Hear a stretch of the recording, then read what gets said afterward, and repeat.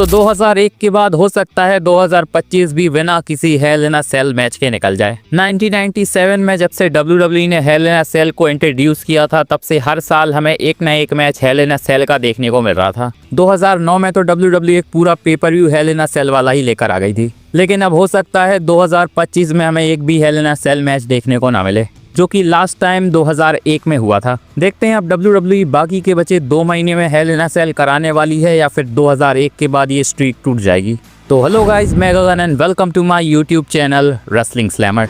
लेकिन वीडियो में आगे बढ़ने से पहले प्लीज़ गाइस लाइक और सब्सक्राइब ज़रूर कर लेना। तो हमें पता है कि सेथ रॉलिंस की सिचुएशन फिलहाल गड़बड़ चल रही है और पॉसिबिलिटी है कि इंजरी की वजह से वो बहुत टाइम तक WWE से गायब रह सकते हैं। लेकिन इसके बाद भी रिपोर्ट्स आ रही थी कि रोमन रेंस और सेथ रॉलिंस का मैच तो हमें रेसलमेनिया में देखने को मिलेगा ही। लेकिन अभी डेव मेल्जर की रिपोर्ट आई है कि हो सकता है रेसलमेनिया का ये मैच कैंसिल हो जाए, क्योंकि सेथ रॉलिंस की जो शोल्डर इंजरी उन्हें हुई है शायद उसके लिए रिकवरी टाइम बहुत लंबा हो सकता है और उस रिकवरी टाइम में रेसलमेनिया भी चली जाएगी। अभी कुछ टाइम पहले ये रिपोर्ट भी डेव मेल्जर ने ही दी थी कि रोमन रेंस और सेथ रॉलिंस का मैच रेसलमेनिया में प्लान्ड है। मेरे हिसाब से तो फिलहाल अभी हमें रिपोर्ट्स पर बिलीव नहीं करना चाहिए, क्योंकि अभी तो यही नहीं पता कि सेथ रॉलिंस के साथ सिचुएशन क्या चल रही है और रेसलमेनिया को होने में भी अभी बहुत ज़्यादा टाइम है, तो हो सकता है तब तक सेथ रॉलिंस वापस भी आ जाएं। लेकिन अगर इंजरी ज़्यादा सीरियस होती है तो ज़रूर हो सकता है रोमन रेंस और सेथ रॉलिंस का मैच कैंसिल हो जाए। अगर ऐसा होता है तो WWE के पास ब्रॉन बेकर एक अच्छा ऑप्शन है रोमन रेंस से भिड़वाने के लिए। लेकिन फिलहाल अभी कोई भी नहीं चाहता कि सेथ रॉलिंस रेसलमेनिया से आउट हो जाएं,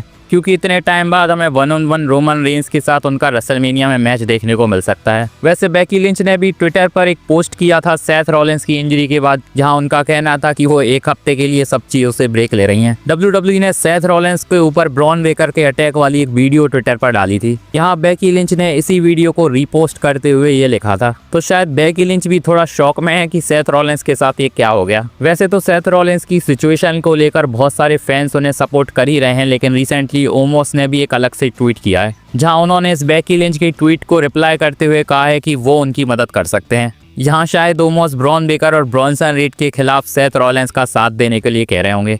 देखते हैं बेकी लिंच ओमोस को कंसिडर करती हैं या नहीं। लेकिन अभी तो सेथ रॉलिंस का ही अता पता नहीं है कि वो कब आने वाले हैं। वैसे सेथ रॉलिंस के बारे में एक फैक्ट भी आया है, जहां बताया जा रहा है कि ये विजन वाली फैक्शन सेथ रॉलिंस की सबसे कम चलने वाली फैक्शन है, जो 175 डेज ही चली। इससे पहले जिस भी फैक्शन का सेथ रॉलिंस पार्ट रहे हैं वो कम से कम 2 या 1 साल लंबी तो रही है। हो सकता था ये वाली फैक्शन भी लंबी चलती, लेकिन सेथ रॉलिंस की इंजरी ने बहुत सारे प्लान्स को चेंज कर दिया। वैसे इंजरी की बात कर रहे हैं तो जेकब फाटू के बारे में भी एक बहुत बुरी खबर आ रही है। रिपोर्ट का कहना है कि जेकब फाटू को एक इंजरी हो गई है जो कि नॉन रेसलिंग रिलेटेड है, जिसकी वजह से शायद वो 2026 तक WWE से जा सकते हैं। अभी कुछ टाइम पहले ही मैंने बताया था कि WWE उनके लिए बहुत बड़े बड़े प्लान्स बना रही है, जहां सैटरडे नाइट मेन इवेंट में वो ड्रू मैकिंटायर को फेस करेंगे नंबर 1 कंटेंडरशिप के लिए, और उनका पॉसिबली शायद सर्वाइवर सीरीज में कोडी रोड्स के साथ मैच भी प्लान था। तो भाई अगर ये न्यूज़ रियल है तो बहुत बुरी खबर है जेकब फाटू के लिए। वैसे लास्ट वीक जो ड्रू मैकिंटायर और जेकब फाटू की भसड़ हुई थी उसकी वजह से मैच भी इनका अनाउंस हुआ था, जो कि हमें कल की स्मैकडाउन में देखने को मिलेगा, और ये मैच अभी भी शेड्यूल्ड है कल की स्मैकडाउन के लिए।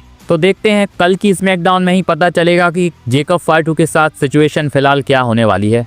अभी ड्रू मैकिंटायर ने भी इस मैच को एक वीडियो डालकर प्रमोट किया है, जहां वो जेकब फाटू के बारे में बहुत कुछ बोल रहे हैं। फिलहाल यहाँ से तो नहीं लग रहा है कि जेकब फाटू इंजर्ड हैं। वैसे इस मैच के अलावा निक ऑल्डिस ने बताया है कि कोडी रोड्स एड्रेस करेंगे अपने लॉस को, जो कि क्राउन जूल में सेथ रॉलिंस ने उन्हें दे दिया। इसी के साथ कल की स्मैकडाउन में हमें रैंडी ओर्टन भी देखने को मिलेंगे, और अगर ये जेकब फाटू वाली सिचुएशन रियल है तो WWE जेकब फाटू की जगह पर रैंडी ओर्टन को यूज कर सकती है। वैसे भी रैंडी ओर्टन का फिलहाल पता नहीं WWE करना क्या चाहती है। वैसे स्मैकडाउन की बात कर रहे हैं तो अभी रिपोर्ट आई है फाइटफुल सेलेक्ट की कि WWE NXT के कॉल अप स्मैकडाउन में ला सकती है, क्योंकि स्मैकडाउन की हालत फिलहाल ठीक नहीं चल रही है। बहुत सारे सुपरस्टार्स इंजर्ड हैं और रेटिंग्स भी कुछ खास आ नहीं रही हैं। कुछ टाइम पहले ही मैंने बताया था कि ट्रिपल एच ने स्मैकडाउन की क्रिएटिव टीम भी बदली है, तो शायद अब WWE NXT के कॉल अप्स के साथ एक्सपेरिमेंट करने वाली है। चलिए अब बात करते हैं जॉन सीना के लास्ट रिटायरमेंट मैच के बारे में। तो अभी पता है हमें कि दिसंबर 13 को वॉशिंगटन डीसी से सैटरडे नाइट मेन इवेंट में जॉन सीना का लास्ट मैच होगा। तो अभी WWE ने इसकी टिकट्स प्री सेल पर डाली हैं और बताया जा रहा है कि लगभग 60,000 के करीब फैंस लिस्टेड हैं टिकट्स को खरीदने के लिए। तो इससे अंदाज़ा लगाया जा सकता है कि फैंस फिलहाल जॉन सीना के लास्ट मैच को देखने के लिए कितने ज़्यादा पागल हैं। वैसे तो ये मैच अरीना में होने वाला है जिसकी कैपेसिटी शायद ज़्यादा है नहीं, लेकिन इमेजिन करो अगर ये मैच स्टेडियम में होता तो पूरा स्टेडियम खचाखच भरा होता। वैसे इसी के साथ WWE ने 2K25 के गेम प्ले में जॉन सीना का फेयरवेल टूर एडिशन किया था। अभी उसका भी रिसेंटली एक पोस्टर आया है जिसमें हमें जॉन सीना फीचर होते हुए नजर आ रहे हैं। तो जॉन सीना का ये लास्ट मैच WWE स्पेशल बनाने में कोई कसर छोड़ नहीं रही है। वैसे रिटायरमेंट की बात कर रहे हैं तो रिसेंटली AJ स्टाइल्स ने भी बताया था कि 2026 में वो रिटायर हो जाएंगे और शायद रेसलमेनिया वो लास्ट जगह हो सकती है जहां उनका लास्ट मैच होगा। तो भाई अभी जो रिपोर्ट्स आ रही हैं उसके हिसाब से WWE जॉन सीना की तरह AJ स्टाइल्स का भी रिटायरमेंट टूर करवाएगी, जो कि इतना लंबा तो नहीं चलेगा लेकिन हमें जनवरी से लेकर रेसलमेनिया तक ये टूर देखने को मिल सकता है, जिसमें WWE उनके लिए भी थोड़ी चीज़ें स्पेशल करेगी। और भाई मेरे हिसाब से भी AJ स्टाइल्स जॉन सीना की तरह ही ट्रीटमेंट डिजर्व करते हैं। भले ही उनका करियर जॉन सीना की तरह इतना लंबा नहीं था लेकिन अच्छा खासा करियर था उनका। चलिए अब बात करते हैं क्रिस जेरिको के बारे में। तो वैसे तो मैंने पता नहीं कितनी बार बता दिया होगा कि क्रिस जेरिको शायद हमें WWE में आते हुए नजर आ सकते हैं और क्रिस जेरिको की तरफ से भी हमें कुछ हिंट्स देखने को मिल रहे हैं। अभी उनसे डायरेक्टली ही पूछा गया था कि वो WWE में आएंगे या नहीं, जहां उनका कहना है कि वो देखने वाले हैं। तो यहाँ उन्होंने डिनाई नहीं किया है कि वो WWE में नहीं आएंगे। बाकी रिसेंटली PW इनसाइडर की भी एक रिपोर्ट आ रही है जिसमें उन्होंने बताया है कि WWE के कुछ लोग हैं जो बिलीव कर रहे हैं कि क्रिस जेरिको 2026 में WWE में आ जाएंगे। तो अब जिस हिसाब से रिपोर्ट्स आ रही हैं लग तो रहा है कि उनका रिटर्न जल्दी हो सकता है। वैसे क्रिस जेरिको का तो नहीं पता लेकिन R-Truth का पता नहीं WWE कर क्या रही है।